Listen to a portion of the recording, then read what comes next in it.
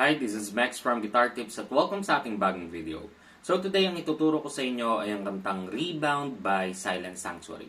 At sa mga hindi nakakaalam, ito rin yung kinanta ni Kong TV kasama ang Silent Sanctuary nung time na sinurprise ni V. Cortez si Kong TV, kamakailan lang. So before tayo mag-start, ang bilang ng string natin ay 6, 5, 4, 3, 2, 1.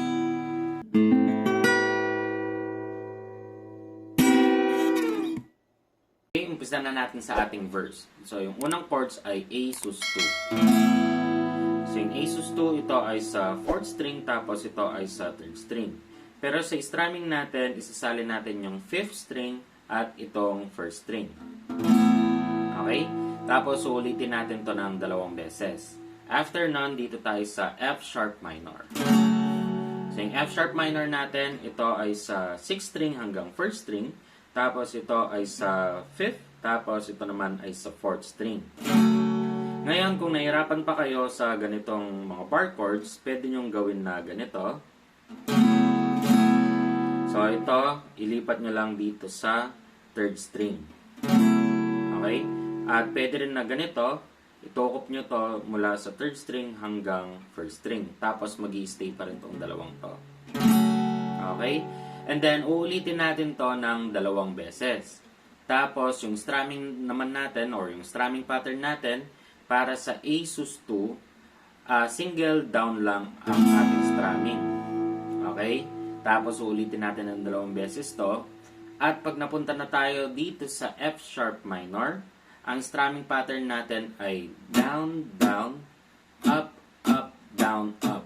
Para mas magets natin ng mas mabilis, tara sabay-sabay natin practicein. 1, 2, 3, go. Okay, bilis naman, magsawa ng puso mo.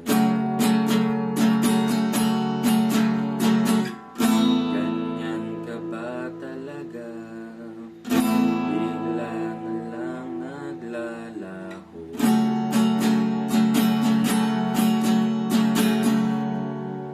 Okay, so sa pre-chorus naman tayo. So, yung unang chords ay B minor. So, yung hintuturo natin, dito siya sa 5th string hanggang 1st string. Tapos, ito ay sa 4th and then 3rd naman to. Tapos, ito ay sa 2nd string. Ngayon, kung di nyo pa kaya yung bar chords, pwede nyo gawin na ganito. So, ito ay sa 3rd, 2nd to, and then 1st string to. Pero this time, ang strum lang natin mula sa 3rd string hanggang 1st string. Okay? Tapos, ang next chords natin ay C sharp minor. So, yung C sharp minor, kagaya lang ng B minor natin, ilipat nyo lang dito. Same din nung ating shortcut. Okay? Kagaya lang nung ating posisyon. Tapos, ang susunod ay babalik ng B minor. Tapos, D. So, yung D natin, ito ay sa 3rd, 2nd to, and then 1st string to. Tapos, ang last chords natin para sa pre-chorus ay E. So, yung E, ito ay sa 5th string, ito ay sa 4th, and then 3rd string naman to. Okay? Tapos, yung ating strumming pattern, ito na pala yung strumming pattern natin para sa buong kanta. So, yun ay down, down, up, up, down, up. Okay? Kagaya nung ating F sharp minor or yung strumming natin para sa F sharp minor. Okay? So, tara sabay-sabay natin practicein yung pre-chorus para mas mag-gets natin ng mas mabilis. 1, 2, 3, go.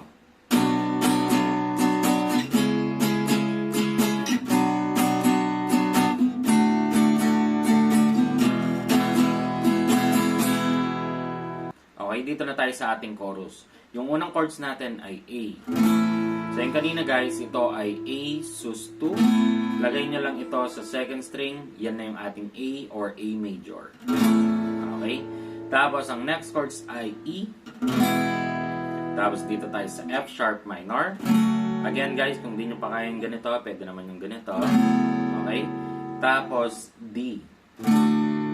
And then, ito ay uulitin natin ng 6 na beses. Kasama na yung instrumental papuntang verse 2. Okay? So, tara, practicein natin na sabay-sabay yung chorus. Sana'y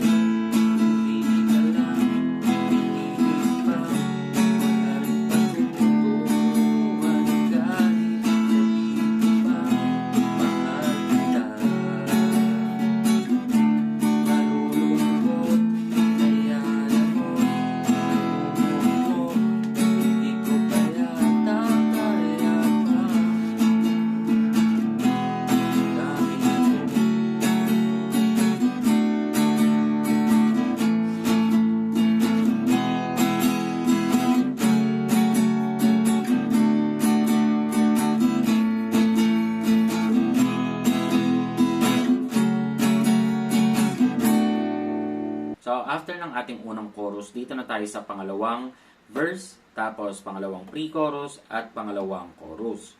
After naman nun, dito na tayo sa bridge. At itong bridge na to, ito na yung parang pinaka-instrumental niya. So, yung unang chords nandun ay F sharp minor, tapos G sharp minor.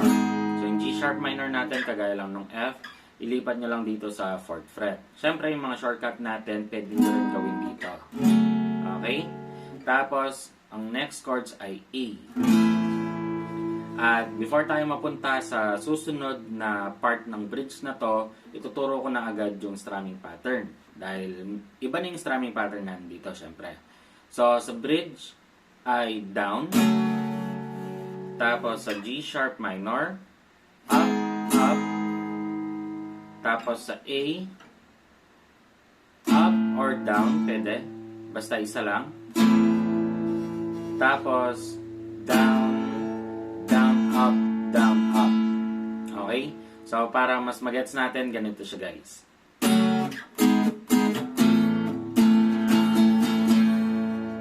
Okay? Tapos, yung next chords natin, uulitin natin yung F sharp minor at yung G sharp minor. Tapos, next ay E. Okay? So, same yung ating strumming pattern doon. Down, up, up, up. Tapos, down, down, up, down, up. Tapos, babalikan natin yung unang part natin. F sharp minor, G sharp minor, tapos A. Okay? Same yung ating strumming pattern. Tapos, sa mag-B minor tayo. Okay? At itong B minor natin, yung strumming pattern nandito, kagaya ng ating strumming pattern sa mga nauna, which is down, down, up, up, down, up. Okay? Tapos, D minor. So, yung D minor natin kanina, ito yung D. Ngayon, minor na siya. So, ito ay sa 3rd string, ito ay sa 2nd, at ito ay sa 1st string. Okay? At ang pinaka-last chords natin ay E. Okay? So, ito na yung sinabi niyang rebound mo lang pala ako. Okay? So, tara practicein natin ng sabay-sabay yung ating bridge. Okay? Gagawin muna natin siya ng mabagal. 1, 2, 3, go.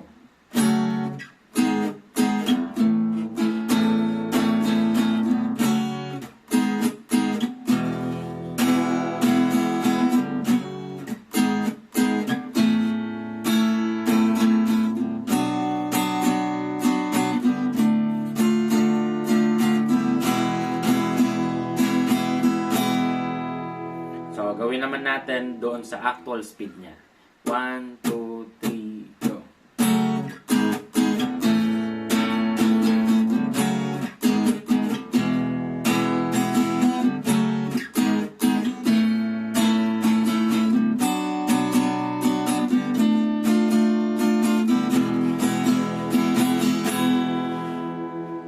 So, pagtapos ng ating bridge, babalik na siya ng ating chorus. So, yun na yung chorus hanggang patapos na yun. Uulitin lang natin yun ng 7 times. Tapos na yung kanta. O, diba, sobrang dali lang ng kantang to at natutunan nyo pa yung ating bridge part ng mas madali. So, kung gusto mo yung mga ganitong guitar video or guitar tutorial, don't forget to subscribe to my channel at i-hit mo na yung notification bell para ma-notify ka lagi sa ating mga videos. At syempre, kung may gusto kang kanta, gusto mong tugtugin sa gitara, i-comment mo lang dyan sa baba at gagawan na natin agad yan ng video.